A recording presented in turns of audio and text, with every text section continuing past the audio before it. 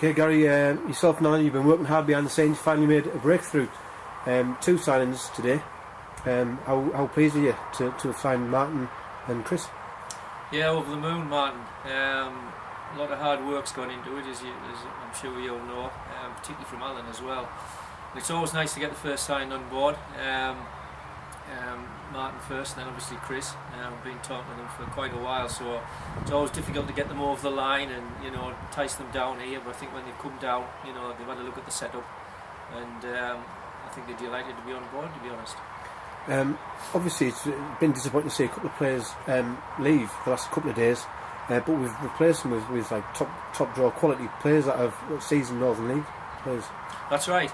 Yeah, it is disappointing, to see Dan go to Darlington and Warren to Crook, but they have their own agenda, and we wish them all the very best. It's an unsettling time for everybody. Everybody's vying for players, and you're trying to keep hold of your own players first of all. But that's football, and obviously once you get players on forms and that, then you can get into pre-season, and it does settle down.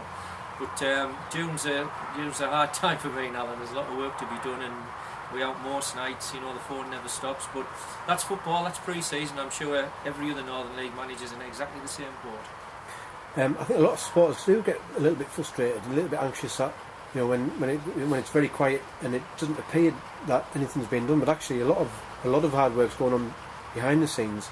You and Alan are working really hard to bring in quality players to enable the club to make that next step next year.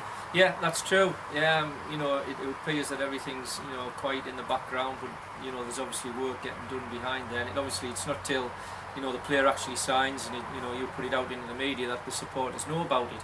And that's just it. A little bit of patience during June, but it's nice to get a breakthrough. We've got 2 or 3 more that we've seen. We're waiting for answers back.